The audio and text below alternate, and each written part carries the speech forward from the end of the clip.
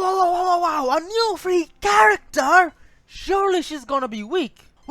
Why is she strong? Because she's September 11th. So new character that's free, new free 4-star character, and she's insane with insane DPS and cuteness, haha, please save me, please! Hunt 7th follows the path of the Hunt, having foregone preservation since there's no better defense than a good offense. She's imaginary, meaning she's best boy with all the other men in imaginary. And like men, she's not real. I'm a figment of your imagination. She is really good, and in this guide I'll be going over her traces and talents, her playstyles, her best relics, best light cones, both depending on her playstyle, her best teams for both free-to-play players and non-free-to-play players, and her Eidolons. So let's get going! But only after you leave a like and subscribe, on God, for real, for real. This section about her traces and stuff, this is the easiest. I just copy-paste stuff onto templates and then say funny stuff over it. Her basic is that she hits someone. You'll be using this a lot, so level it up. That's because, well, that's just what she needs to do to get more stacks. What stacks? Well, her talent lets her gain these charges, which are her stacks, every time her Shifu attacks or uses an ultimate, and after reaching 7 stacks, she unleashes her enhanced basic attack. She designates her Shifu, Shifu means master, through her skill, which increases the Shifu speed by 10%. But remember this, you can't make everyone else on your team a Shifu. Your Shifu is the person you used March skills last on. And if you have her E2, then her basics also generate stacks for her, as she does follow-up attacks every time her Shifu attacks, meaning she can use her unenhanced basic a lot more quickly. Okay, but does her skill do more stuff for her? Well, if your Shifu is of the destruction or hunt or erudition paths, the damage dealing paths, then March deals additional damage equal to 20% of her attack. If the Shifu is harmony, nihility or preservation, the sustain or support paths, or Akarusi's path where they just deal damage, then it increases her toughness reduction by 100%.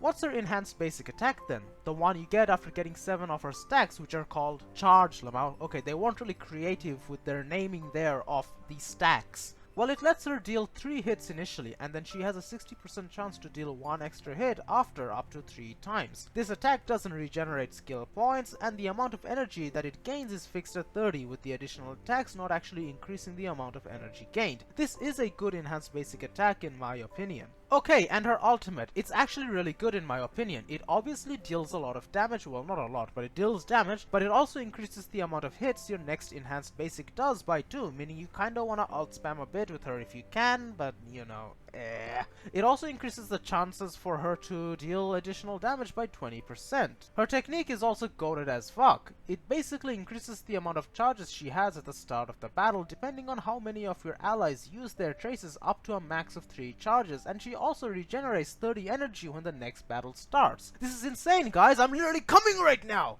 These are insane skills, but what about her traces? Are they good or are they meh? Well, they're good. Her A2 basically advances her action forward by 25% at the start of the battle, which is based, meaning you can immediately say who your Shifu is, which is my cock. I didn't say that, and if I did, that would be sexual harassment. Her A4 lets her reduce the toughness of enemies who are the same as your Shifu's combat type / element type, and when she breaks their weakness, she gives them imprisonment, which is the imaginary weakness's break effect. This is insane, as if this is paired with a harmony Shifu, it means that you can deal some insane break damage and toughness reduction, letting you commit a genocide on your enemies. Her A6 is also really good. It increases your Shifu's crit damage by 60% and break effect by 36% for 2 turns after using her enhanced basic. That's just basically a free DPS damage boost at this point. And her minor traces give her 24% crit damage, 28% attack percentage, and 10% defense. I recommend picking up the crit damage and attack percentage if you can. They are not wasted stats.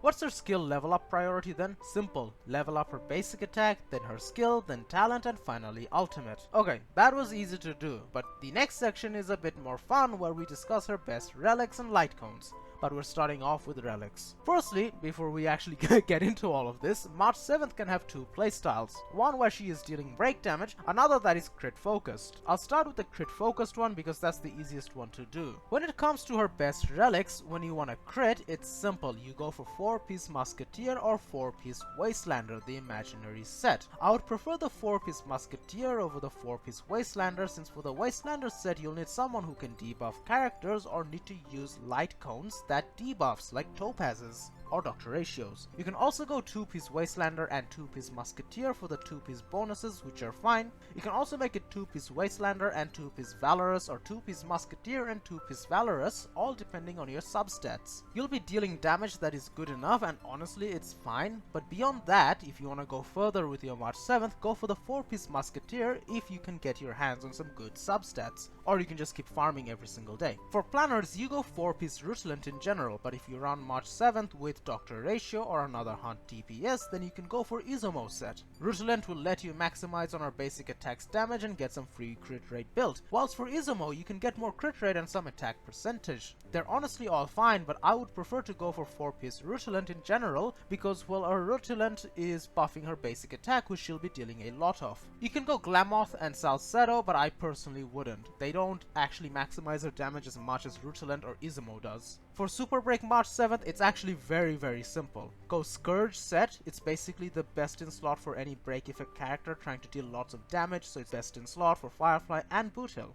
Otherwise, you can also go Thief set, which is fine, and you can even combine 2-piece Thief and 2-piece Scourge. For planners again, it's simple, you go for Talia for an in general purpose, or for Kalpagni if you make Gallagher your master and the enemy has fire weakness. I'd personally opt for Talia over Kalpagni since it's not as conditional. So September 11th's light cones, what should they be? Balls, nope. Cock, nope. Testicles, nope. Penis, nope. It depends. What the fuck was I saying? For a crit focused March 7th, her best in slot light cone is Zila's light cone, with Dr. Ratio's light cone and Topaz's light cone coming pretty close behind. But here's the thing. They're not really free to play friendly, and they're from the limited banner. Also, if you have Zila, you're probably going to put Zila's light cone on Zila, and if you have Dr. Ratio, then Dr. Ratio's light cone will go on Dr. Ratio, and if you have Topaz, Topaz's light cone will go on Topaz. So you can always go with Swordplay S5, but even then it's a 4-star and it's from the limited banner system. So the reality is you should probably use Cruising in the Stellar Sea, the free-to-play light cone from Herta's shop. But if you can, Swordplay is quite good, though not significantly better. Also, I would use Swordplay if your Stellar in the Cruising Sea light cone is on another hunt DPS. Thus, for free-to-play players, go Stellar Sea, or if you have Swordplay, use that. And Wales, I don't know. You guys have 1,000 Zila light cones to use, so I don't know, figure it out. Fuck off from my video. I'm kidding, don't stay here. Give me more views, give me more money. Now for Break DPS March, well, technically Boothill's light cone is best, but also if you have Boothill's light cone, you also have Boothill. So use that on Boothill and not March 7th.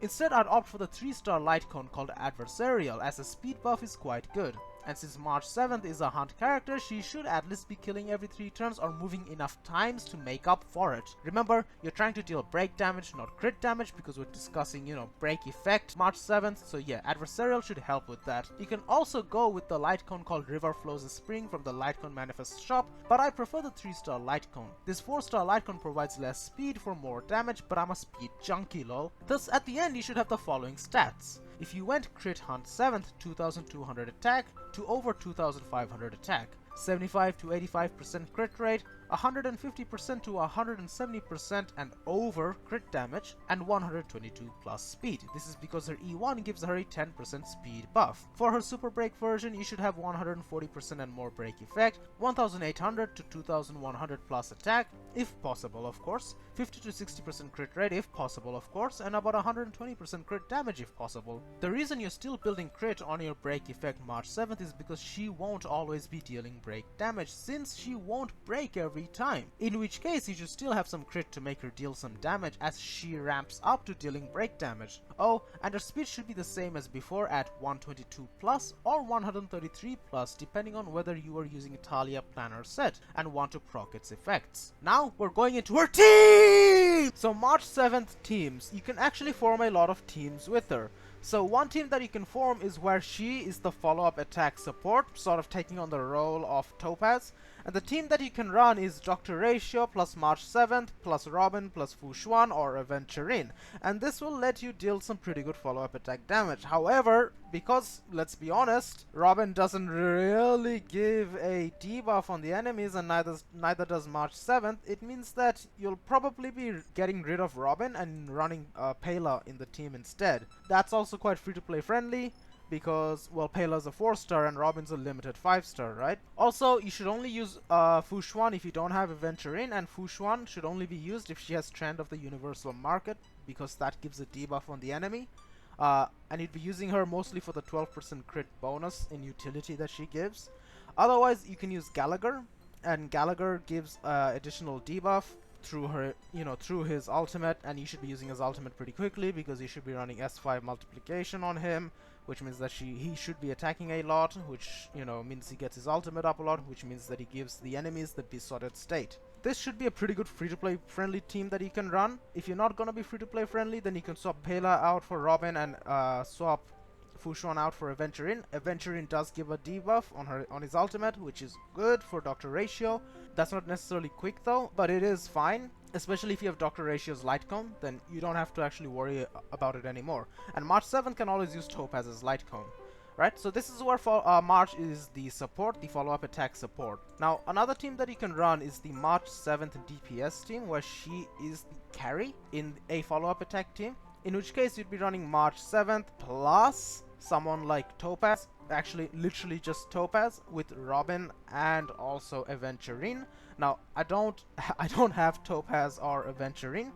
You can also try run, I mean, I wouldn't recommend it, but you can try run like March 7th plus, I don't know, fucking Robin alongside with Pela, with Aventurin or Fushuan or Gallagher, but honestly I wouldn't do it. If you want March 7th to have a more leading role, a leading DPS role, you should just run March 7th as a super break, in which case you'd be running the usual super break team, but you'd be swapping Firefly out for March 7th. So the team you'd be running is Robin plus Ruan Mei plus Harmony MC plus Gallagher, and that's the team you'd be running for your super break team with March 7th. And this is honestly probably a much better team for a free-to-play account, right? That's if you have Ruan Mei. If you don't, then you should have Dr. Ratio, in which case run her as a support for Dr. Ratio. But at the same time, just pull Ruan Mei. She's good on every single team. Like, just fucking do it. So these are the teams that you can run.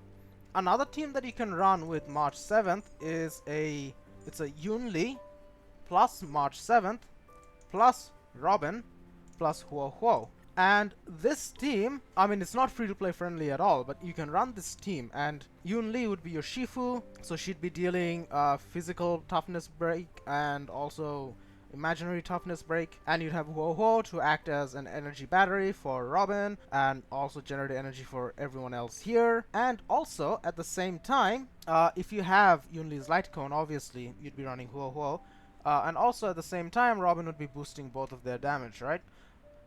If you don't have Yunli's Light Cone, then you don't run Huo Huo, you run Lynx instead, and it's still a fine team, right? But Robin will have, won't have as much of a good time, won't be maintaining her ultimate as much. I mean, you're still clearing quickly with this. Just remember one thing, on the Super Break team, when you have March 7th, plus Imaginary MC, plus Ruan Mei, plus Gallagher, your Shifu, I would not actually choose Harmony MC because they have the same element, the combat style, I believe it's called in HSR. So you can run March 7th and Ruan Mei as her Shifu, or March 7th and Gallagher her Shifu. Now, it should preferably be whoever moves faster, but you can always just make Harmony MC your Shifu, and it doesn't matter. But I would prefer to run one of these two as a Shifu. I would go for Gallagher more, because you'd be running S5 multiplication on Gallagher in this team, since, yeah, you would be. So then I would go on Gallagher. That means she'll deal fire weakness and imaginary weakness, toughness reduction. So that's your March 7th teams. Alright, so March 7th Eidolons. They're pretty simple, honestly. So her E1 is a speed percentage boost for herself, which is really good. That means the amount of speed that you need to build on her is a lot less, right? You don't need to worry about as many speed substats on your Relics and Plannar ornaments, because you get the free 10% speed. Now, I don't know if that's her base speed or if it's her total speed. Either way, it's still really good. Her E2 basically lets her deal follow-up attacks, right? So if your Shifu uses a basic or skill, then March 7th immediately launches a follow-up attack. That means she's now a follow-up attack character. And this is really good because it means she charges her stacks really quickly. And if she can charge them really quickly, that means she can unleash her enhanced basic attack a lot more quickly. She can get her ultimate a lot more quickly. Basically just makes her overall better. Her E3 and E5 are just skill, talent, that stuff, you know, level ups. Her E4 lets her regenerate 5 energy at the start of her turn. Now I don't know if that's every single turn or only the very first turn. I'm assuming it's every single turn. And that's really good. It's sort of like what Ruan Mei has in one of her it's either in her A2, A4 or A6 traits. I don't quite remember yet, even though I love Ruan Mei. It's just that she's so good that you don't need to remember and you can still kill anyone. Her E6 is actually quite good. Basically, after you use her ultimate, it increases the crit damage dealt by her next in-house basic attack by 50%. Holy fuck, I've memorized this shit.